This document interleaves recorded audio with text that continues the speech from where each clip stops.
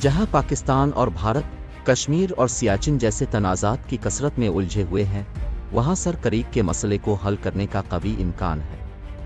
بھارت کی ریاست گجرات اور پاکستان کے صوبہ سندھ کے درمیان پانی کی 100 ناٹیکل میل کی پٹی، جسے سر کریک کہا جاتا ہے، نے بھی دونوں ممالک کو کئی دہائیوں سے ایک دوسرے کے درمیان کشیدہ کر رکھا ہے۔ بہت سے دوسرے ممالک کی طرح یہ مسئلہ 1947 میں برصغیر پاک و ہند کی تقسیم کے وقت غیر حل شدہ رہا ہے۔ سر کریک کچھ کے علاقے میں ایک دلدلی پٹی ہے جو پاکستان کے صوبہ سندھ اور بھارتی ریاست گجرات کے جنوبی کناروں کے درمیان واقع ہے، جو بحیرہ عرب میں کھولتا ہے۔ تنازع کا تعلق کاچ سے ہے، جو رن کا علاقہ ہے۔ اگست 1947 میں تقسیم ہند کے دوران پاکستان کو کاچ کے پورے شمالی رن کا کنٹرول وراثت میں ملا تھا، لیکن ہندوستان نے 1956 میں اس کے ایک حصے پر قبضہ کر لیا تاکہ خلیج کاچ کے علاقے کانڈلا میں ایک بڑا بحری اڈہ قائم کرنے کے اپنے شاندار منصوبے کو آگے بڑھایا جا سکے۔ 1965 میں انڈیا اور پاکستان کے درمیان جنگ کی بنیاد رن آف کاچ کے ویران علاقے میں ہونے والی ایک چھوٹی سی جھڑپ ہے۔ یہ پورا علاقہ ایک طرح کی دلدل تھا، جہاں کچھ چرواہے کبھی کبھار اپنی بھیڑ بکریاں چرانے جایا کرتے تھے۔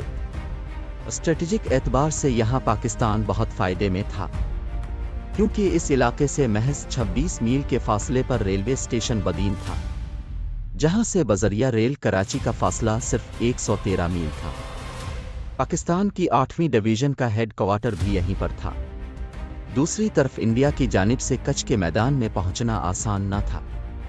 سب سے نزدیک 31ویں بریگیڈ احمد آباد میں تھی، جہاں سے نزدیکی ریلوے اسٹیشن بھوج سے 180 کلومیٹر کے فاصلے پر تھا۔ بھوج یوں تو اس علاقے کا ایک چھوٹا شہر تھا، لیکن متنازع پاکستانی سرحد سے 110 میل کے فاصلے پر تھا۔ لڑائی کی شروعات اس وقت ہوئی جب انڈین سیکیورٹی فورسز کو پتہ چلا کہ پاکستان نے ڈیم اور سرائی کو ملانے کے لیے 18 میل طویل ایک کچی سڑک بنا لی۔ یہ سڑک کئی مقامات پر بھارتی سرحد کے 1.5 میل اندر تک جاتی تھی۔ انڈیا نے اس مسئلے پر مقامی اور سفارتی سطح پر احتجاج کیا تھا۔ پاکستان کی جانب سے فوج کو جواب میں علاقے میں مزید جارحانہ گشت کرنے کا حکم دیا گیا۔ ادھر مارچ کے آتے آتے انڈیا نے بھی اجر کورٹ کے قریب نصف کلومیٹر جنوب میں سردار چوکی بنا لی۔ پاکستان کے commander major general Tikka Khan نے بریگیڈیئر اظہر کو حکم دیا کہ حملہ کر کے انڈیا کی نئی بنی سردار چوکی کو تباہ کر دیا جائے۔ 9 اپریل کی صبح 2 بجے پاکستانی حملہ شروع ہوا۔ انہیں سردار چوکی، جنگل اور شالیمار نام کی 2 مزید انڈین چوکیوں پر قبضہ کرنے کا حکم بھی دیا گیا۔ شالیمار چوکی پر تعینات اسپیشل ریزرو پولیس کے جوان مشین گن اور مارٹر فائر کی ڈھال میں آگے بڑھتے ہوئے پاکستانی فوجیوں کا مقابلہ نہیں کر پائے۔ تاہم سردار چوکی پر تعینات پولیس اہلکاروں نے زبردست مزاحمت کی۔ 14 گھنٹوں کے زبردست حملے کے بعد بریگیڈیئر اظہر نے گولہ باری روکنے کا حکم دیا۔ اس دوران سردار چوکی کی حفاظت پر مامور پولیس اہلکار 2 میل واپس وجیو کورٹ چوکی پر چلے گئے۔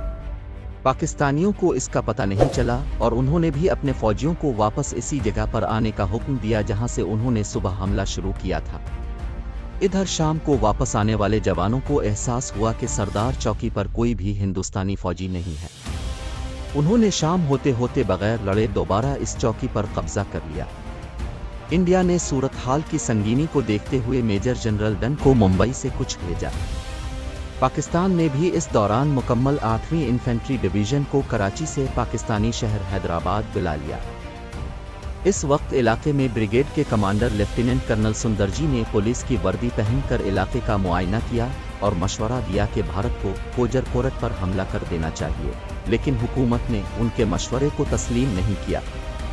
24 اپریل کو بریگیڈیئر افتخار جنجوعہ کی قیادت میں پاکستانی فوجیوں نے سیرا بیت پر قبضہ کر لیا۔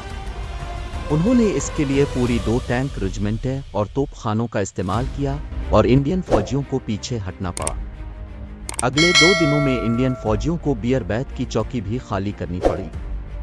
انڈیا کو اس وقت اور شرمسار ہونا پڑا جب پاکستان نے ملکی اور غیر ملکی صحافیوں کو بلا کر انڈین فوجیوں کے چھوڑے ہوئے ہتھیاروں اور گولہ بارود دکھائے۔ بعد میں برطانیہ کی مداخلت سے دونوں فوجیں اپنے پرانے محاذ پر واپس چلی گئیں۔